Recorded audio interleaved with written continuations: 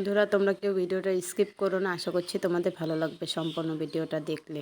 এই ভিডিওটা একটু অন্যরকম, এরকম পাগল সেবা কেউ আগে কোথাও দেয়নি। আমাদের এখানে দাদা ভাই প্রথম পাগল সেবা দিয়েছে। তাই রাস্তার থেকে দেখো পাগল ধরে নিয়ে এসেছে, তাদের জন্য একটু নিরামিষ আইটেম করেছে ভালো মন্দ।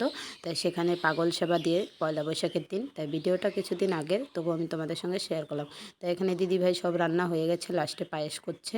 তারপর পাগলদের দেখো সেবা দিয়ে দিয়েছে। তাই পাগলদের একটু পুজো করে সেবা দিয়ে বস্ত্র দান করে আমাদের দাদাভাই, মানে দাদাভাই বলতে তোমাদের দাদাভাইয়ের বড় দাদা, মানে আমার ভাসুর। তাই সেখানে একটা অনুষ্ঠান হয়েছিল, সেখানে গিয়েছিলাম। তাই তোমাদের ভিডিওটা দিতে একটু লেট হয়ে গেল আমার, তবু তোমরা দেখো। তারপর দেখো দাদাভাই সবাই দিল, আমিও প্রণাম করে নিচ্ছি।